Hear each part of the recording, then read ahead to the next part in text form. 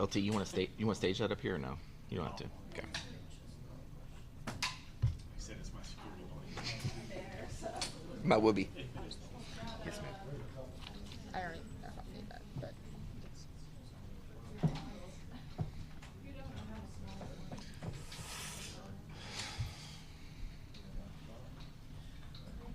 You want Tyler to sit up here?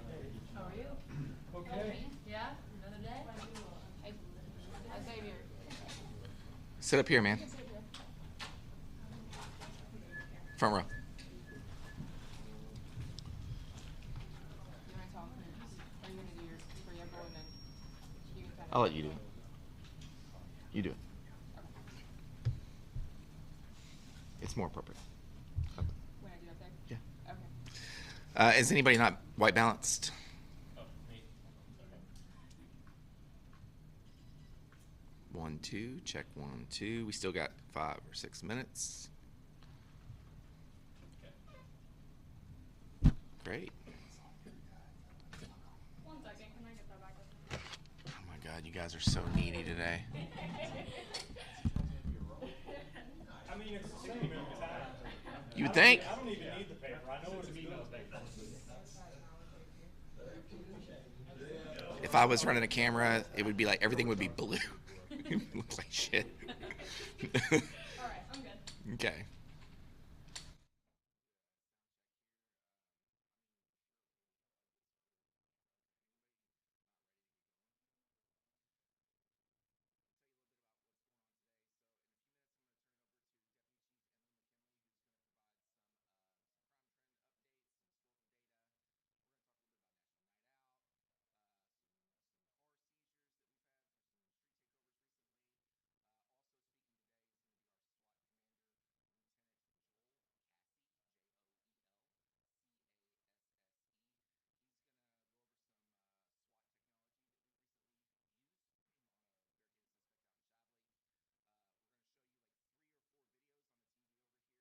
There's no sound to them. There's no really viewer discretion. Immediately after the press conference, we'll put this presser on YouTube for you all to steal those videos. And with that being said, I'll turn it over to the Deputy Chief. Ma'am. good morning, everyone. Again, my name is Emily McKinley. I'm the Deputy Chief for Louisville Metro Police Department. Again, thanks for coming out to our biweekly press conference. I know Chief Humphrey has reiterated how important this has been for him and LMPD to have an opportunity to communicate what's going on in our department, answer questions from the media, and communicate to the community so ongoing efforts and initiatives that we have and how things are trending as far as crime goes within our community. So, and you know, we travel around to different agencies throughout the country, and this is one thing that we bring up that we're doing that is unique, and I think a lot of other cities have really kind of taken interest to this, how we are changing the way we communicate and how we're being proactive in our communication. So, you know, we're doing good things here in Louisville, and we're happy to share that with everybody here. So, without further ado, I will get into last night we had our National Night Out. This was hosted at several different locations throughout the city. All of our 8 police divisions were involved in hosting a National Night Out. And, you know, thank you to everybody who came out, especially there was a lot of U of L legends like Wally Brown and Manuel Forrest and others, and Robbie Valentine there in that picture that came out to the 2nd Division National Night Out over at Algonquin Park. And so that was fantastic to see them out interacting with officers in the community, as well as Mayor Greenberg. I know the U.S. Attorney Cal Baumgartner was out at one of them, and several Metro Council members. So it was a really good collaborative effort. The weather was great until it started raining, so I think it kind of cut a couple of them short. But everybody had a great time, had a lot of hot dogs, and again, this serves as a way for our community to interact with our officers in a friendly environment, in a non-enforcement way. This just gives a reminder that policing isn't just about enforcing the laws. It's really about building that trust with community and building safer communities. And so this gives us that opportunity to do that. You know, our SWAT team, our bomb squad, our K-9 units, we're all at different locations, and, you know, providing that one-on-one interaction with residents, especially kids, and really building that foundation for future relationships and future collaborations is really why this initiative, this national initiative, is so important to our profession going forward. So I'm glad to have a successful national night out last night. We'll go over our crime overview that we have every week. Look, this is significant progress in reducing violent crime. These are numbers that we did not anticipate. Things are going drastically in the right direction, and we're really glad to share a lot of this with you. These numbers represent lives saved. These are communities that are becoming safer. And these are results that are not just because of the work that our officers are doing, but it's because of the work that our community is doing with our officers and with each other. And so these numbers reflect that. Look, homicide, we have a 33% decrease in homicides in our city this year. That's 64 people who have unfortunately lost their lives this year compared to 97 last year. That is not a small shift. That is meaningful change, and this stuff doesn't happen by accident. This is intentional, solid investigative work by our homicide detectives and our non-fatal shooting detectives. It's also dedicated patrol work by our officers, being proactive in the areas that are experiencing the most violent crime, as well as community partnerships that we're building every day. Non-fatal shootings, the same. We're down 31% in non-fatal shootings, and these are fewer families, fewer individuals, fewer people who are experiencing the trauma and the fear that gun violence does to a community and does to an individual. So seeing that number go down is significantly important for what's going on in our community today, as well as what's going to happen in the future and years to come, because that trauma lives with people forever. Carjackings, again, we're down 31%, and that's, I think, thanks to investments that we've made as a city in technology. We've talked about our flock cameras and Metro Watch cameras and detectives and having carjackings investigated by our robbery unit so that they're all investigating them together. They're able to build solid cases. We've seen a lot of groups of juveniles or people committing carjackings, and because of this technology and because of these investigative efforts, we've been able to take a lot of those individuals into custody and reduce that number. So things are going in the right direction. I do know that our robberies, specifically business and bank robberies, are trending upward this year. And these are kind of unique cases in that a lot of our business robberies and bank robberies are committed by the same individual. So you might have one individual that might commit 2 or 3 or 4 business or bank robberies, and usually the robbery unit is able to piece that together and clear a chunk of cases at a time. But I will say, while it is trending upward compared to last year, if you look at the previous 5 or 6 years, we've made a significant dip in robberies. So overall, historically, we are going down in robberies as well. And I'm going to nerd out a little bit for you all. Just a backstory on me. My degree is in biology, so I'm like a really big science and math nerd, so I like numbers and I like data, and that's what makes me believe that things are working. So what I wanted to do here was we took the blue line is the average number of homicides each month. So this is year to date for the past 7 years, but you have 2019 to 2024 in the blue line. That's the average number of homicides for each one of those months. And then the orange line is this year. So you'll see we have consistently, aside from February, if you remember, that was the month that we had the triple homicide at the DMV. So we spiked a little bit there. So one incident was that triple homicide.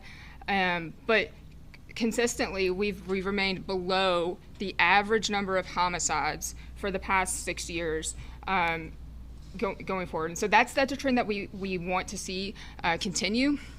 And then if you especially look at June, I mean, we had that huge dip that, going from the average of 15 homicides in June between the years of 2019 and 24, and we took that down to 6 this year. So that is a significant drop. This is a significant work that officers are doing, that our investigators, as well as the community. So want to make sure that everyone understands how that's trending historically here in Louisville. Same thing for non-fatal shootings. So again, we had a little spike there in February that kind of met the average there.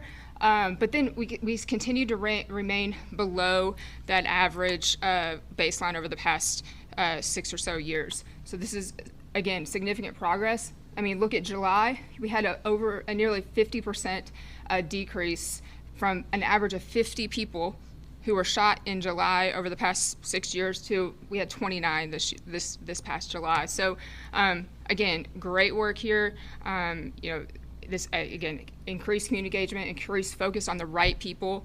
Our non-fatal shooting unit is doing a fantastic job clearing cases and putting them to the right people in jail so that we can lower these numbers. Motor vehicle theft and theft from motor vehicle has also been a hot topic. But I also wanted to highlight that the theft from vehicles has decreased by over 30% since 2019. So again, I don't have the trend line average, but this is just year to date for each one of those years. So the beginning would be 2019, and then you see the drop to 2025 this year. And all of this is year to date. So again, we're seeing a significant, consistent decline. If you drew a trend line across these graphs, it does generally go down as far as theft from motor vehicle. Our motor vehicle theft, so actually stealing vehicles, you see that high spike in 2023. That was right around, if you recall, we're talking about Kias and Hyundais, and that's all when that spike in those auto thefts took place. I know the manufacturers made some corrections and some adjustments as far as getting recalls to fix that manufacturer and electronical error or mishap that would allow cars to be stolen. So we see that now go down. And so we're continuing to see that trend down as far as auto theft goes. And so, again, good work by our officers, but also the community being more in tune to what's going on, in tune to removing their key fobs from their vehicles, locking their doors, making sure they're protecting their vulnerable property. This is a trend line for property crime as a whole. So property crime would include all of those that we just talked about as far as theft from motor vehicle theft, but it also would include burglaries, criminal mischiefs, any other type of crime that would be related to property. So it is consistently trending downward from 2019. These are in the thousands too. You see the numbers on there. So 20,000 incidents approximately for 2025 compared to 24,000. That's 4,000 or so less burglaries, car break-ins, theft from autos that we have had in the city of Louisville, over this period. So again, great work. These highlight the ongoing efforts that we have with our Safe Louisville plan, as well as the LMPD's crime strategy plan that focuses on data, responsive policing, focusing on violent offenders, and then our sustained focus improvement areas. So consistently hitting those and making sure that officers are doing the right things, making the right contacts and the right type of engagement. Over the weekend, and this goes into data responsive policing, when we know that there might be a problem, putting resources in that area. So this weekend there was the street race, the hot rod detail, and there was a few street racing incidents that we did respond to, and we did seize 4 vehicles. So these are 4 vehicles that we seized over the weekend that were related to street racing incidents here in Louisville. And so, for example, that Land Rover there, it was driven by a 17-year-old kid going 112 miles per hour. He was racing one of his friends. And so we have that vehicle now. And so, again, this was a problem that was a hot topic about a year ago. And I think now you see, like, we've been able to respond to that. We've coordinated efforts. We've coordinated our responses to these incidents. We've seized several cars, and we've done different stories on that.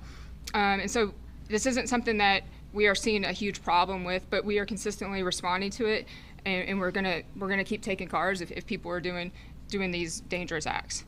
And one other thing, just so you all know, in the future, we are planning to crush one of these cars, not one of these cars, but a car that we took in the street racing initiative over the past year that is unsafe for the street.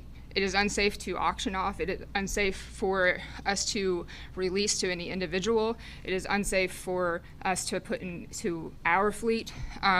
So we have to destroy that car, and we are going to crush it. We'll probably do some sort of press conference on that. So look forward to doing that and having that event to draw attention to that this is absolutely unacceptable behavior as far as driving dangerously on our streets, blocking streets, doing burnouts, and we will respond appropriately, and we might crush your car. So next, I'm going to turn it over to Lieutenant Joel Cassie.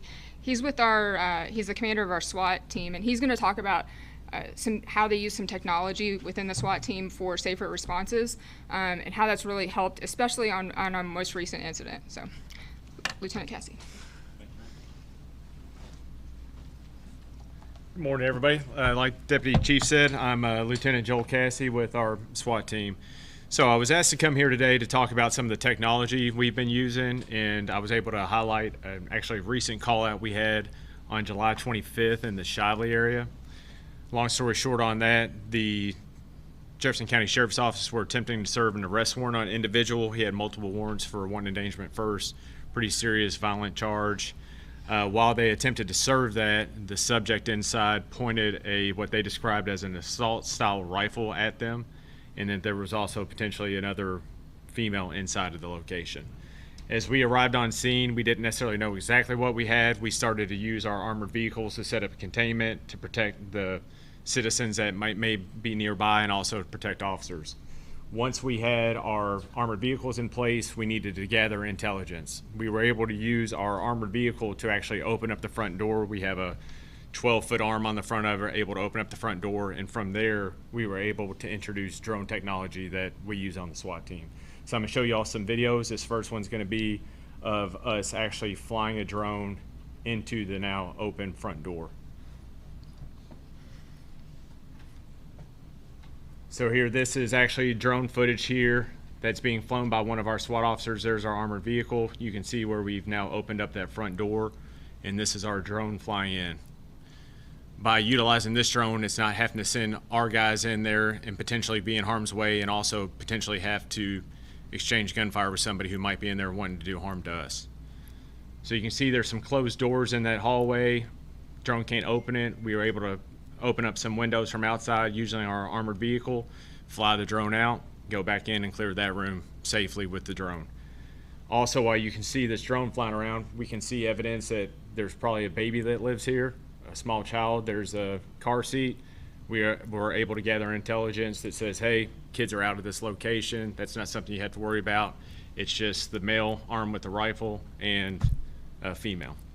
So now here's us flying deeper into the house. We're trying to clear as much of the main floor as we can. Now we're into the kitchen. We're going to take a left right here. There's the back door, and we can see that it's actually barricaded. So that's sitting underneath the doorknob, and it's angled against the ground. So something like a sledgehammer or a ram or something that you might see on TV, some guys using, it's going to be very hard to defeat that. Just inside to the left of that door is what we know to be the basement door. That door opens up and it leads straight downstairs to the basement, where our intelligence is telling us that that is where our suspect is believed to be. Further along into our investigation, as we're determining things, we knew about the female inside. We weren't sure if she was being held against her will or if she was also a participant. So we needed to gather, we were treating it as if it was potentially a hostage rescue, and so we needed to get a door open. So with that drone inside, we were able to perch it, where basically it's sitting inside the kitchen. We're watching that back door from inside. And the only way for us to safely open up that back door to get access to the basement was to use an explosive charge. And that's also because the backyard, we couldn't get our armored vehicle back there. The safest thing for us to do is to put an explosive charge. So this next video I'm going to show you is going to be our guys placing an explosive charge on that back door. If you can see the large, it looks like duct tape, that's actually water. It's a water impulse charge, and on the other side between the door and the water is explosives that we use. These guys have hundreds of hours of training have multiple live applications, but for the first time, I think we're going to get to show you all some of the stuff that we get to do and kind of give you an idea of the training and the expertise that these guys have and that they're capable of. So here it is. He's just making sure that it's secure to the door. And what this allows us to do as well is set that charge and then fall back to cover to where we can now open that door safely and not be in harm's way. So it's set. Guys are going to start moving back. As soon as they get to hard cover, a command will be getting over the radio, and they'll blow the charge.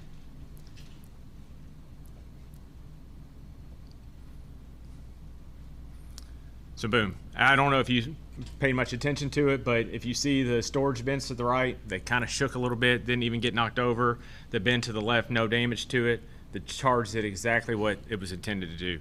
They wanted it to fold that door and actually leave it in the door frame. Like, those guys know exactly what they're doing, how much weight to put on the charge.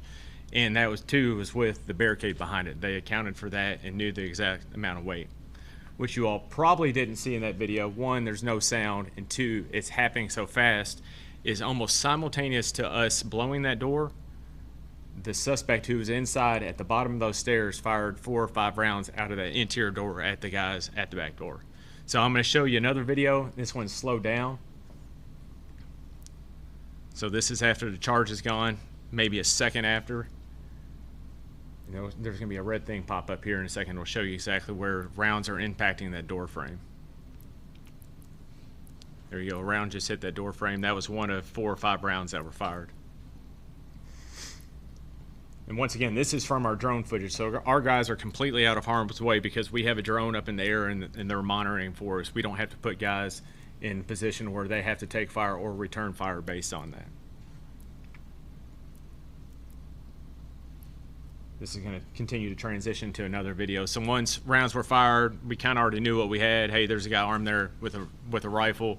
He intends to do harm to us. So, I mean, now we know for sure. With the drone, we were then, this is still that same drone we were just using, but now we're zooming in and we can actually get an up close look and say, yo, that's a round that came through that door. So obviously you saw the round strike the door frame, but now this is our drone zooming in and you can see a clear bullet hole through the middle of that door. If one of my guys was up there with a sledgehammer or, like I said, a ram, undoubtedly would have taken rounds. But because we were able to safely place a charge on the door, fall back to cover, none of the guys were hurt. We didn't have to exchange gunfire.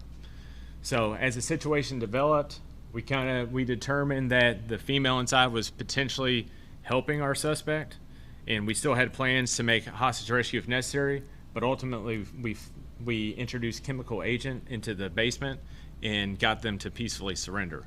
This is our suspect coming out. You saw the red circle. He actually had a pistol on that bulletproof vest that he was wearing, as well as you can see in this video, he has hearing protection on, probably to help save his ears while he was firing rounds at us. Throughout the course of the call out, he fired approximately 20 to 30 rifle rounds out of that rear door at us. At no point did we have to return fire. Like I said, we were behind cover and we were using the tools that we use, the drones and the technology with our explosive breaching to do everything safely. And it's not just safer for us, but it was safer for the occupants inside. Yeah, so with that drone, they're zooming in and see what else he has on him. And then our guys were able to call them back and ultimately get them to peacefully surrender. And once they peacefully surrendered, we still had the obligation. We had to go make sure that house is clear. There could be potentially another suspect inside, explosive devices. Our guys still have to go in there and check for those things. Prior to doing that, we're going to send the drone downstairs to clear the basement for us, just like we did the main floor. So here's the drone flying downstairs. You can see the wall is riddled with bullet holes. Like I said, fired approximately 20 to 30 rounds out of that basement door at us. So here's just the drone. You can kind of see the shadow of some of my guys at the door frame, but they're going to send that drone all the way downstairs before we make entry down there. It's just crazy the technology, how far it's come, and the ability for us to do this. A handful of years ago, we would have been sticking mirrors around the corner and poking our heads around there and putting ourselves in danger. Now we have tools that we can actually utilize to make everybody safer. So as it goes down into the basement, it is pitch black down there. Some of what the lights you're seeing are some of the guys' flashlights. However, when this drone takes a right, it's pitch black, and that's actually an IR camera on the drone that allows us to see in darkness down there. You can see it's a super cluttered basement, and the video is just a little bit longer, but as he rounds this corner here with the drone, you'll see there was at least one rifle there staged, ready to go, and it's going to happen super fast, but as it turns to the left, there's another rifle that was on a bipod, which is basically just something that lets you prop a gun up on the ground, and he had those rifles staged. We also recovered approximately 5,000 rounds to those rifles, staged and magazines ready to go.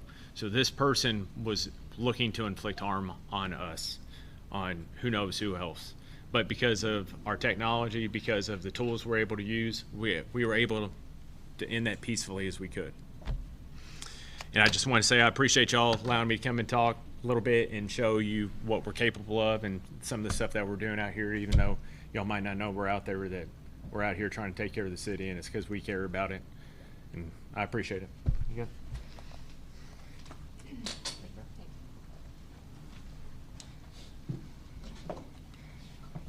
Thank you, Lieutenant Cassie. And, again, it's important that we share how we do things and why we do things with the community. I know that particular incident, it spanned several hours within a particular neighborhood. There was a lot of people that couldn't get home and didn't understand what was going on.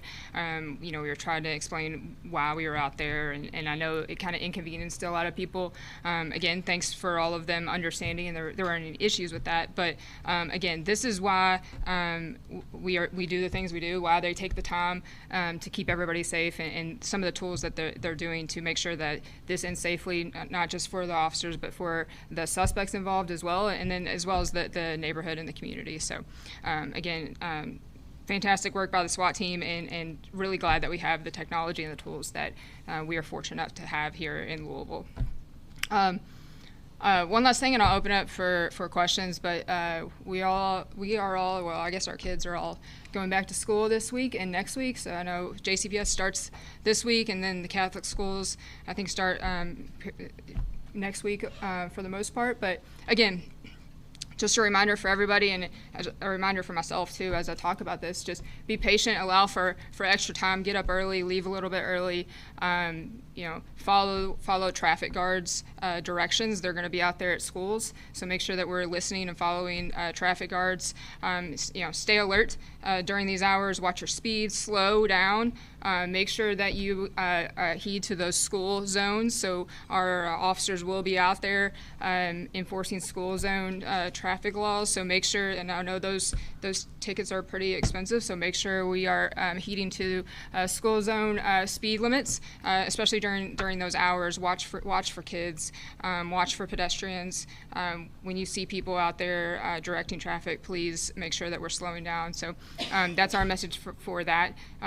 Again, also traffic guards, we are hiring for traffic guards all the time, so if you are interested in being a part of a positive impact on kids' lives and interacting with kids, working outside, we have a job for you. We have pretty flexible hours. You work in the morning, direct some traffic for school. You might work in the afternoon, direct some traffic. So it's pretty flexible, good for people who might be retired, looking for a little extra job or something to do, and have a positive impact on our community. So again, those jobs are always open on our LMPDjobs.com website. You can also find any other job as well as being a police officer, and we're always hiring for that too. So with that, I'll open it up for questions. On the subject of going back to school, over the summer there's been a lot of headlines surrounding the street takeover and a lot of youth violence. Mm-hmm. What has been the overall LMPD perspective of this? Are there things that you think you could have done better? Are there things that you all are proud of? Kind of talk me through what you guys have assessed over the summer.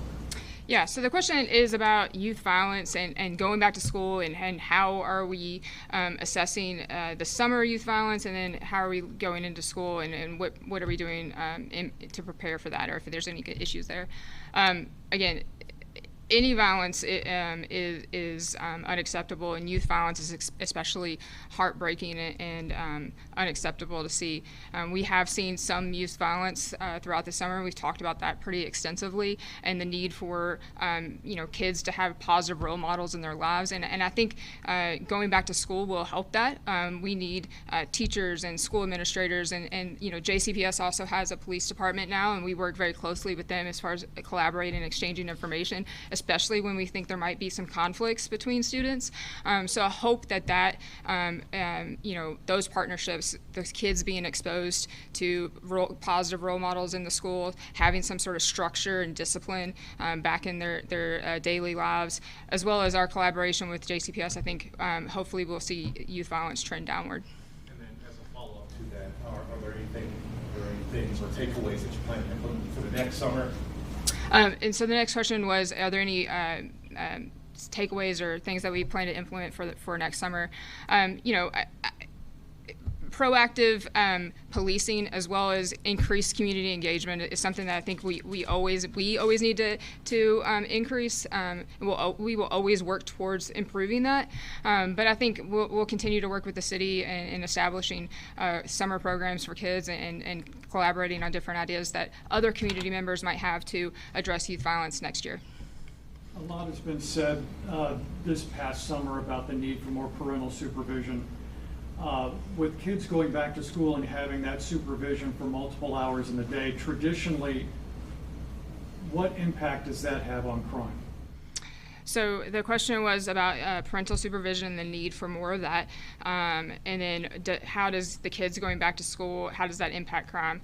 Generally, you will see a crime trend downward in the early fall months, and I think that has a lot to do with kids being back in school and having more structure in their lives and something to do. And then I think that's the other thing that causes a lot of or spurs a lot of violence or disruption in communities and neighborhoods is kids don't have anything to do, and they're idle, and so they're getting in trouble.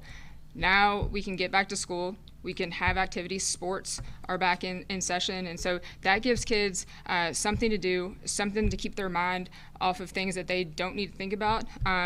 And then also teaches them how to resolve conflict. And I think that's one of the main things that we need to make sure that we're teaching our kids as parents and as role models in the community. When your kids are younger, when they're in kindergarten, when they're in first grade, second grade, instilling ways to resolve conflict is important, and that's key in growing older and having ways to reduce crime or reduce any sort of violence that you might have. I have a question about the drone program with SWAT. I don't know if you want to answer it, if you want to answer it. Okay. Either way. How long have we had drones with LMPD? And how new is this technology to LMPD? I mean, you know about the SWAT. Well, let's see. How long have we had drones? We've been using them on the SWAT team in some sort of capacity for probably 3 or 4 years. But yet, I know we're taking off as a department at a different level. But yes, on the SWAT team, we've been using them for several years. And then, is this the first case that you guys have been able to use that blasting technology as well as the drones together? No, we've been using the explosive breaching. Probably, I think our first operational charge was 2015. So we've been training for that 10 years probably prior to that. But operational with explosive breaching, it's been here for 10 years. And since the introduction of drones, it's been one of our key things that we can do now is safely open up a door to introduce technology. So with the drones brought the ability also to, hey, let's get this door open the safest way possible so we can introduce technology. If that answers your question, I think. Yep. How would that situation have looked, 10 years ago when you didn't have a drone and this guy's firing rounds up the stairwell? What would that scenario look like? That scenario 10 years ago probably would have had one of our guys going up there with a sledgehammer or a ram, hitting that door and getting hit. And we probably would have lost 2 or 3 guys, is what would have happened. And would there be a chance you'd be able to get chemical irritants down in there safely, or would that likely devolve into exchanging fire? At some point, it's hard to be hypothetical about it and understand, we're looking at a closed door, there's not much we can do once the rounds are coming through, but it would have turned into a prolonged gas we'd probably have been out there for 2 or 3 days. And there's still technology that we need to even make this to other higher levels, to where, luckily for on that one, the gas worked and the guy came out. But had he not come out, it would have turned into something else. But we're ready for that, and we train for those scenarios, and that's why we stay prepared. I want to be clear, has the investigation determined definitively that the woman was an accomplice in this, and if so, how did she assist? As far as the investigation, that is still going on. It's being handled by our Public Integrity Unit, our PIU unit. Once we secured the scene, cleared it, we turn everything over to investigators. We get interviewed because we were the victims of a crime there. We're attempted murder of police officers. So we get interviewed. As far as what was charged, I do not know. I turn that over to investigators. My job is to secure the scene. She was not charged. Not charged? Okay. Do you have the names of those folks who were, or the guy who was charged in that? So the question was, do we have the name of the individual that was charged here? We can get you that in a citation. And then the previous question about the female, we did not charge the female. She was cooperative. So. Can you remind me when and where that was?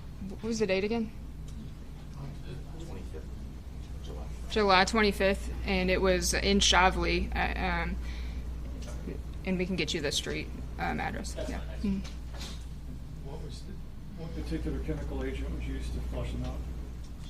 What particular chemical agent? CS gas. Yeah, CS gas. Anything else? Jen? I do want to say, so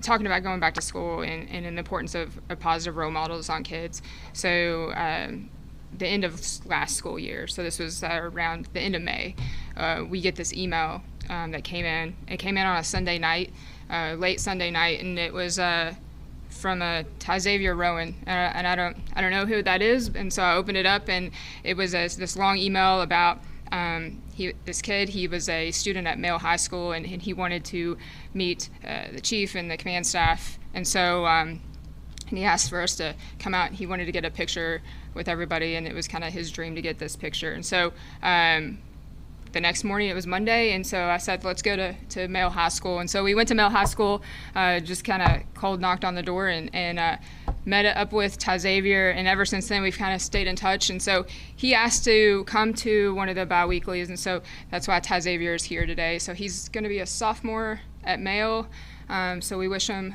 the best in the next school year. I know you said you're not excited about it, but enjoy the school year. You'll appreciate these times. High school is a really good part of your life, so make the most of it, and keep doing what you're doing as far as reaching out. I think it's so important to, if you want something, make sure you're going after it, and that is key to anybody's success here. I'm sure they would all tell you they wanted a job, or they wanted a position, or they wanted a story, or they wanted to work on something, or one of these officers, they wanted to go to a particular unit, and they made sure they put themselves in the position to do that. And you did that by taking that initiative to write that email, and making sure that we stayed in contact with you throughout this time. And then you asked to come out here and sit right here and watch us work. So thank you for doing that, and I wish you well in this year and then all your future. So thanks. Thank you all. Appreciate it.